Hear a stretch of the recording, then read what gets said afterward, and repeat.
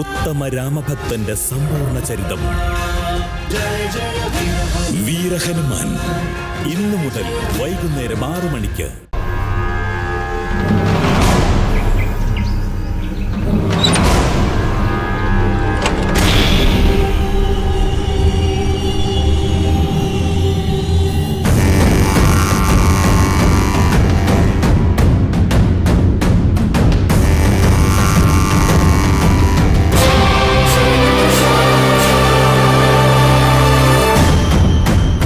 രണ്ടുപേരും നിന്നെ.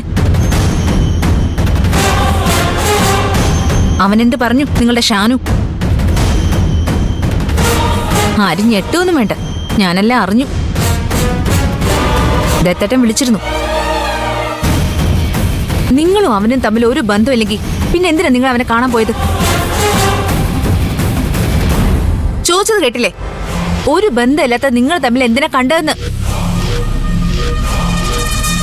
ടൗണിൽ സാധനം വാങ്ങാൻ പോവാണെന്ന് കള്ളം പറഞ്ഞിട്ട് എന്നെ ഒഴിവാക്കി എന്തിനാ അവരെ കാണാൻ പോയതെന്ന് എനിക്കറിയണം.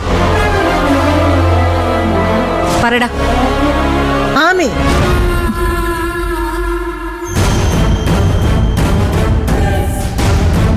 മുത്തശ്ശി, ദയവ് ഈ പ്രശ്നത്തിൽ ഇടപെടരുത്. മുത്തശ്ശി ഒറ്റ ഒരാളാ ഇവനെ പിന്താങ്ങി ഇങ്ങനെ നശിപ്പിക്കുന്നത്. അതിന് ആരിടപെടുന്നു, ആര് പിന്താങ്ങുന്നു? അതൊക്കെ ഞാൻ നിർത്തി. നീ പറഞ്ഞത് നേരാ. ഇവര് കാണിക്കുന്ന എല്ലാ അതിക്രമങ്ങൾക്കും കൂട്ടു നിന്നിട്ട് ഇവരെ പഴപ്പിക്കുന്നത് ഞാനാ. ഇനി നിങ്ങളുടെ പക്ഷം പറഞ്ഞ് ഇരുട്ടുകൊണ്ട് ഓട്ടയടയ്ക്കാൻ എന്നെ കൊണ്ട് പറ്റില്ല. ഇന്ന് എനിക്ക് രണ്ടിലൊന്നും അറിയണം. നിങ്ങളെന്തിനാ വെറുതെ ഓരോരോ കള്ളങ്ങൾ പറഞ്ഞ് ഇത്രയും നാൾ ഞങ്ങളെ പറ്റിച്ചത്? ഞങ്ങളതിനെ കളവൊന്നും പറഞ്ഞില്ലല്ലോ മുത്തശ്ശി. നീ മിണ്ടി പോകരുത്.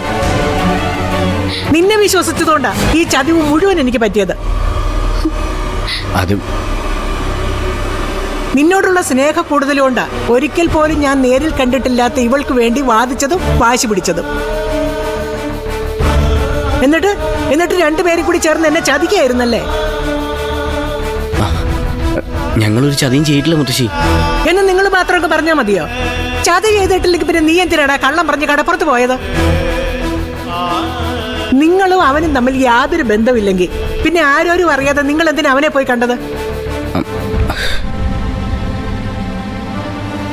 മറുപടി പറഞ്ഞിട്ട് നിങ്ങൾ ഈ പടി കയറിയാ മതി.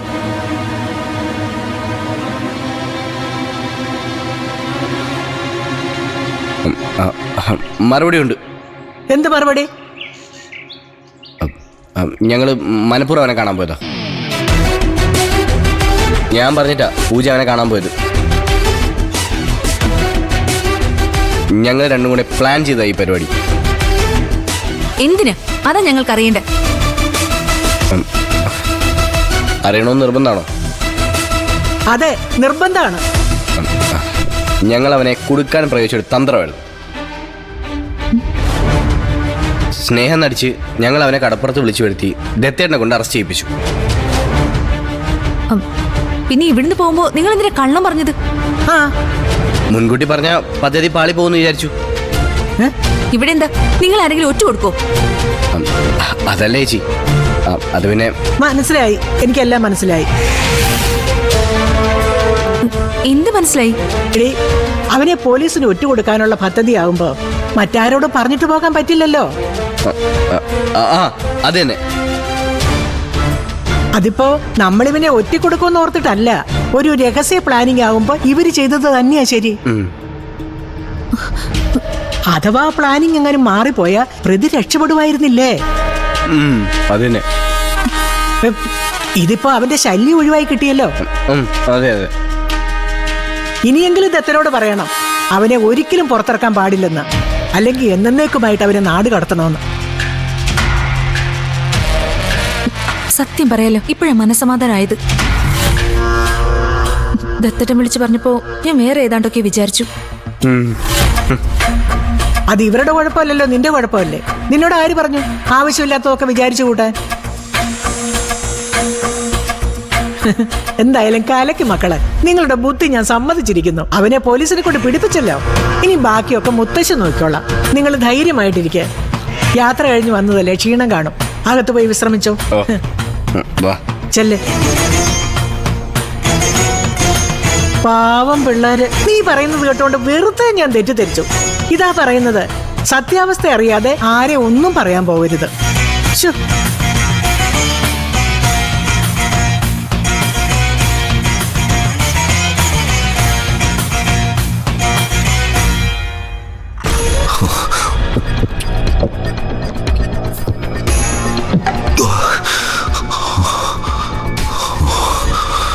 ഇനിയെങ്കിലും നിനക്ക് സത്യം പറഞ്ഞൂടെ?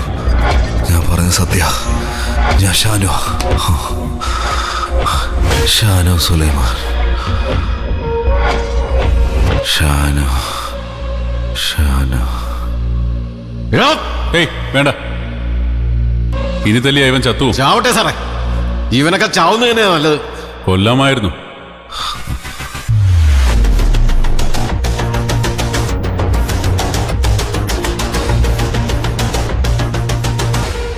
പക്ഷെ യഥാർത്ഥത്തിൽ ചത്തവനാരാണെന്ന് നമുക്കറിയണ്ടേ?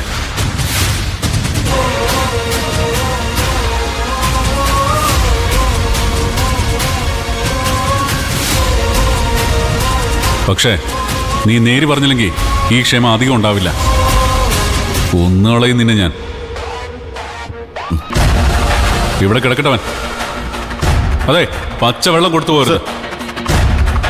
പാടും.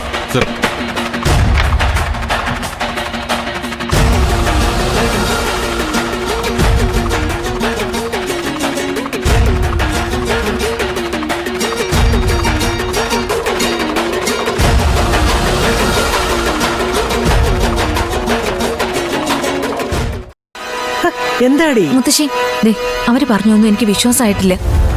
എന്താ? ആദ്യം പൂജ്യം പറഞ്ഞതൊന്നും ഞാൻ വിശ്വസിച്ചിട്ടില്ലെന്ന്. അവര് പോയതേ ആ കടപ്പുറംകാരൻ ചെക്കനെ പോലീസിനെ കൊണ്ട് പിടിപ്പിക്കാനാണെന്ന് പറഞ്ഞതാണോ നിനക്ക് വിശ്വസിക്കാൻ പറ്റാതെ പോയത്? അത് മാത്രമല്ല, എല്ലാ കാര്യങ്ങളും. മനസ്സിലായില്ല? ഇതിപ്പോ മനസ്സിലാവാതിരിക്കേണ്ട കാര്യമൊന്നുമില്ല. അവരോടുള്ള സ്നേഹത്തിന്റെ അന്ധത ഒന്ന് മാറ്റിവെച്ച് മുത്തശ്ശി നേരെ ചൊവ്വേ കാര്യങ്ങളൊന്നും നോക്കിക്കണ്ട, എല്ലാം മനസ്സിലാവും. മുത്തശ്ശി എന്താ വിചാരിച്ചത്? കാണുന്നവർക്കൊന്നും മനസ്സിലാവില്ലെന്നോ? അവരെ ന്യായീകരിച്ചും രാത്രിയെ പകലാക്കിയും മുത്തശ്ശി ഇങ്ങനെ എത്ര കാലം ഈ കഥ കൊണ്ട് നടക്കും? ഈ ജന്മം മുഴുവനോ? അങ്ങനെയാണെങ്കിൽ അധികം വൈകാതെ ആദിയുടെ ഭാവി അവതാളത്തിലാവും. നീ എന്താ എന്റെ കുഞ്ഞിനെ ശപിക്കുക? അല്ല, അവൻ ശപിക്കപ്പെട്ടവനാകരുതെന്ന് ഓർമ്മിപ്പിച്ചത്. ആ കുഞ്ഞ് അവന്റേതാണോന്ന് എനിക്കിപ്പോഴും ഉറപ്പില്ല. അവനെ അങ്ങനെ പറഞ്ഞ് അവൾ വിശ്വസിപ്പിച്ചതാണെങ്കിലോ?